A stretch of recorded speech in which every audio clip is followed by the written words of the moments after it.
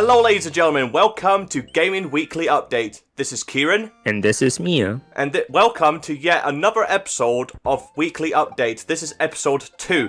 So, you're probably wondering, where is Brad? Because normally he would be the host here, even though this is only the second episode. Unfortunately, Brad's not been feeling well at the moment, so until he feels better to do this, he's asked me and Miah to do this episode today. So, we wish him the best of luck and hopefully he gets well soon. So, today, me and Miah are actually going to talk a little bit about our history with Nintendo. So, starting with you, Miah, talk about like how you got introduced to Nintendo, remembering the first system and maybe the first game, if you remember. Right, so I was like 5 years old when I first saw a Nintendo console. It was actually the Super Nintendo, and the first game I've ever played on the Super Nintendo was Legend of Zelda: Link to the Past. Okay, so that's me. Yeah, so with me, it was actually a handheld console, but believe it or not, it was actually the Game Boy. And I can't remember the exact first game I played. I think it may have been a carbon copy game of the Bomberman series. It was called Dyna Blaster. But we had tons of games for it as well. We had like the Super Mario Land games. We've had The Flash. Like, we had loads of games on that. That's just how huge me and my siblings were on video games. So that was more or less started. Then later on, like, my cousin brought over a Super Nintendo, which luckily for us, we got it literally for nothing, because I don't know why our cousin just gave us it, but that was what we got. And the first game I played on that was actually Super Mario World. So, besides all that, so if you can, Miah, talk to us what your favorite game is of all time on the Super Nintendo. For me, my favorite game on the Super Nintendo would be Mighty Morphin Power Rangers Fighting Edition. Go, go, Power Rangers. Classic stuff. I mean, the TV show's great as well, and they try so hard to make great video games. This is actually quite a decent one. Miah has actually done a long play of that on our channel, so if you'd like to check that out, I will leave the link in the description for that. So, besides the Mario games that I was very familiar with, that I was introduced to, I also played the Mario Kart ones, we played the Street Fighter ones, and there's actually a game I really enjoyed on that system, and that was actually the Ninja Turtles, like Turtles Through Time, which is pretty much a similar game to the Streets of Rage series, only it's with the Ninja Turtles, which was fine with me, because I'm a huge Ninja Turtles fan. So it was all good in the end. I actually enjoyed that. Me and my brother played that almost religiously. Then later on in life, like, Nintendo started getting more advanced with their technology, and that's when came by the Nintendo 64, which was the very first time they actually introduced three-dimensional games. The very first game I played on that was actually the Mario Kart, because my cousin had it, and when we visited his house, he would let us play it. And if you can remember, Miah, did you have any fond memories with Nintendo 64? Any games that you might have liked on it? Well, yes, I never owned an N64. I always wanted to, but the first game I've ever played on it was Zelda Ocarina of Time. Oh, classic game that one is. I mean, I've never played it, but I've heard how great it was, like, for its time. Because, you know, this is when Nintendo started getting clever with their technology. This is when they started introducing the three-dimensional gameplay. So it was new for them. So they tried what they could to introduce a lot of great games, even though I wasn't really a fan of the controller, because it was like this weird three-pronged shaped thing, and it's like, how do you even hold this dang thing? The controller was awful. Yeah, I mean, you get third-party companies that make third-party controllers for these now that try to help it for the players to be able to play them, especially now. Like, there's a new one that they've made called the Retro Fighters Brawler 64, which is actually meant to be based on, like, the common controllers that we've got now, which is the traditional two-pronged shape, like the Xbox One and the PlayStation, the Switch, whichever console that we've got now, which we'll get to the Switch a little later. But, yeah, the first ever 3D console I've actually owned from Nintendo was actually the GameCube. And of course, Sonic Adventure was the first game I had on it, and Super Mario Sunshine. Like, any history you may have with GameCube, Miah? Well, yes, but on the GameCube, it was mostly Zelda Wind Waker. It was a fantastic game. Brilliant. Absolutely brilliant. Yeah, I mean, one of my favourite things that was on the GameCube was they have this attachment that you could put at the bottom of the GameCube, which is called the Game Boy Player. This basically enables you to be able to play like any of the Game Boy games, like the Game Boy Color, and the Game Boy Advance, which I actually missed out on those handheld consoles. Did you own any of those as well, like Game Boy Color, the Advance, the original Game Boy? I've actually owned the Game Boy Advance, and I would play Doom on the Game Boy Advance a ton. Really? And what was it that you enjoyed most about that game? Well, me and my friend would play it non-stop, really. Okay, so did you own any games on the Game Boy Color? I actually did not. Well, you never owned a Game Boy Color? Yeah, I've never owned a Game Boy Color. Okay, so then that's out the question. Okay, so what about the original Game Boy? I've also haven't owned the original Game Boy ever. Oh, you've missed out on a lot on your childhood then. Okay, so that's the previous ones. Like, the other console I've never actually owned, like, was the Nintendo Entertainment System. That was before the Super Nintendo. Although, I did play a couple of the games, but I never owned the system. But, like, maybe you have had history with it? I actually haven't owned a NES either. However, there was this one game I used to play a ton. I think it was called Bubble Trouble. We'll have to look on Google about that later, but see if that was even a thing. But we'll find out eventually. Fast forwarding into the future of Nintendo, they started to get quite fancy with like I don't know if it's classed as virtual reality, but that's when they came about the Nintendo Wii.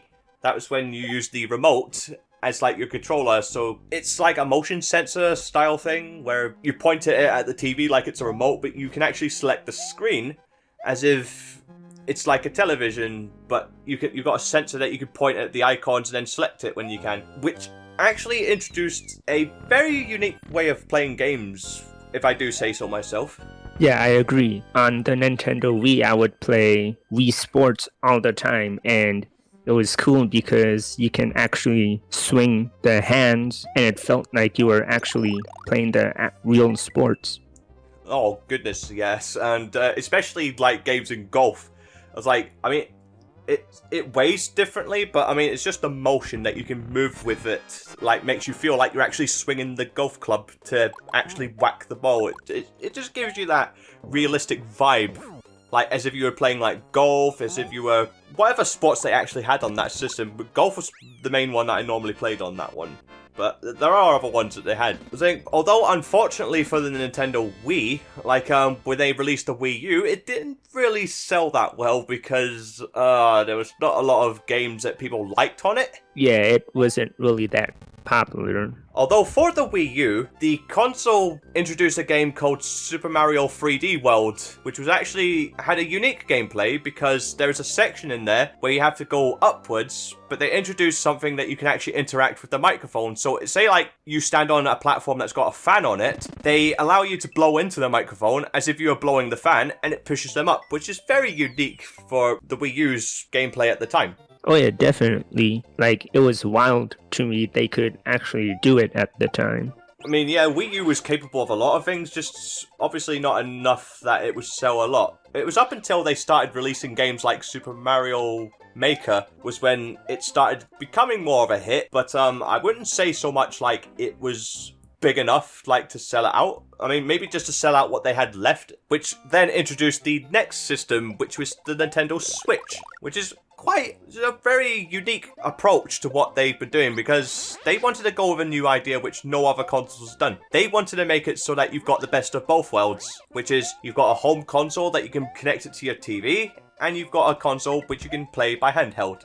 Oh yeah, definitely. I would say I play mostly on the handheld than on the TV as a console. And I heard that they're making a new version of the Nintendo Switch, which makes absolutely no sense to me why they're deciding to do this now. But it's mainly for the people that like to play online multiplayer, such as Mario Kart and Super Smash Bros. Or whatever game that you can play online. They are making a new one where the dock that you put the Nintendo Switch on has an Ethernet cable.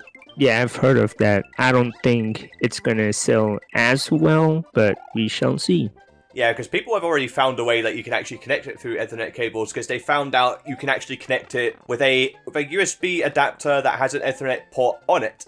You just plug it into your USB port and it saves you the time and money. It's because, like, not everyone wants to spend more money on a new dock like that got Ethernet. Like, it's something that they really should have thought on before they actually released this system. Because I don't think Nintendo thought it would have sold well, like, as an online multiplayer thing. They thought, like, it was more like, oh, people wanted to just play it as a handheld. As if it was, like, the Nintendo DS or the Game Boy Advance or whatever system that was handheld.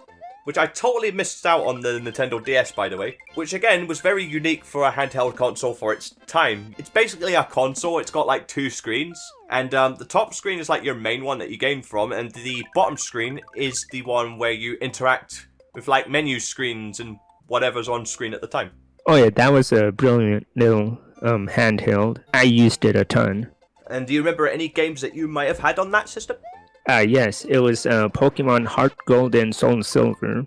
The typical Pokemon fan liking their Pokemon games. For me, yeah. For me, it was actually the Sonic Rush series. Was one of my first ones that I've owned, which I still have to this day. I don't know where my DS is now, so I can't really play it at the moment, but I still have it. So, and I owned a couple of other games on there as well. I had like the Mario 64 DS, which is a very unique way of playing Mario 64. If anyone remembers the Mario 64 on the Nintendo 64, the DS one is technically the same game. It's just the way it functions is different because you play 4 characters, like, technically. Like, because you start off playing as Yoshi for whatever bizarre reason, and then later on you unlock Mario, Luigi, and Wario, which each of them, between them, has their own unique ability. Yeah, my favorite character was always Yoshi. Oh, and why Yoshi? I don't know, I just like that little dragon dinosaur guy. Dragon dinosaur guy. He's just a dinosaur. Okay, and so that is about as much as we can actually talk about Nintendo. So, coming from here, where do you think you would see Nintendo going in the future? Do you think they would start introducing more virtual reality stuff? Do you think they'll maybe bring their consoles to 4K? Like, what do you think's in the future for Nintendo? I personally think they're gonna go the 4K route. Like, whenever the next Nintendo console is, I believe it has to have 4K capabilities. Yeah, because there's a lot of consoles these days, because as technology evolves, like, like TVs evolve, consoles evolve, like, they want to go for, like, new resolutions. So, like, we've already got up to, like, 4K, and I think there's a lot of TVs out there now that have gone up to, like, 8K, and maybe even higher. But, that's for the foreseeable future. So I guess that will wrap this up for this episode. So that's about as much info that me and Mia have got here today. So, anything you'd like to say to your audience, like, before we close this episode? I just wanted to say, you guys are the best. You guys are the best. That's Mia himself. Okay, this has been Mia. I've been Kieran. We have been Gaming Weekly Update. And make sure you like, comment, and subscribe. And remember to hit the bell if you want to see any more content when we produce the next time on this channel. So, again, thank you for watching, and we will see you in the next video.